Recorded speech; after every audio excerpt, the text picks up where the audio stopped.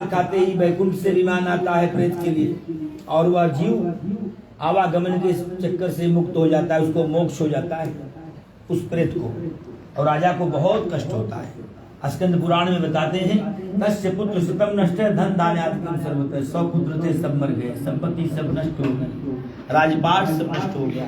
राजा को आश्चर्य हो गया कि इतनी शक्ति किसके अंदर है। उनके गुरुओं ने कहा कि इतनी शक्ति तो भगवान में महाराज। रंगम करो राजा नाम क्षण भर में भगवान राजा को रंग बना देते हैं, राई को पहाड़ बना देते हैं भगवान, पहाड़ को गोवर्धन के जैसे उंगली में नचा देते हैं भगवान। इतनी शक्ति है भगवान। आपने भगवान के प्रसाद का अपमान किया है जिससे आपकी दशा हुई। राजा ग्वालों के पास जाता है, विधि पूर्वक भगवान का पूजन करता है, चौथे पल में सब कुछ फिर से राजा को प्राप्त होता है और अंत में वैकुंठ हो जाते हैं। सूर्य जी कहते हैं कि हे मुनियों, सभी मनुष्यों को भगवान में प्रीति रखनी चाहिए। जो भक्ति भाव से भगवान की पूजा करते हैं दुखों से छूट जाते हैं, इसमें कोई संदेह नहीं है, यह सत्य है। भगवान की पूजा संपूर्ण फल देने वाली है, कोई भी ऐसा फल नहीं है जो भगवान की पूजा से न प्राप्त हो। इन्हें कोई सत्यदेव कहते हैं, कोई राम, कोई कृष्ण, कोई हरि, कोई विठ्ठल कहते हैं।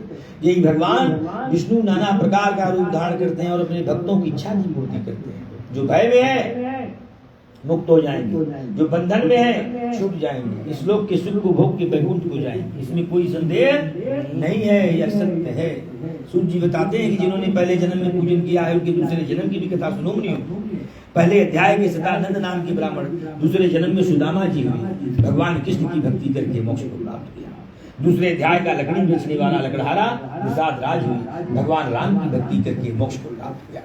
तीसरे अध्याय के उल्कामुख राजा दूसरे जन्म में राजा दशरथ हुए, भगवान अपने कुल देवता श्री जगन्नाथन स्वामी की भक्ति करके वैकुंठ को प्राप्त किया। चौथे अध्याय के साधु नाम के बनिया दूसरे जन्म में राजा मोरध्वज हुए, जो कि बेटे को छीन करके भगवान को देने का वचन स्वीकार किया।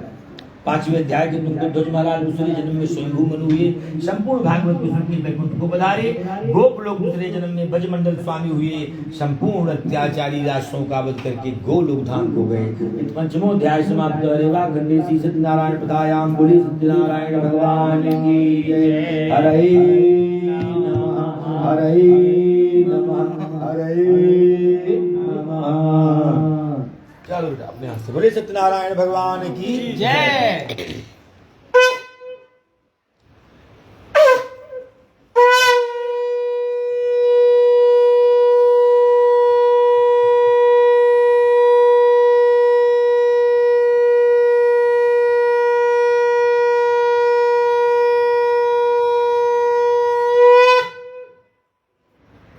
बोले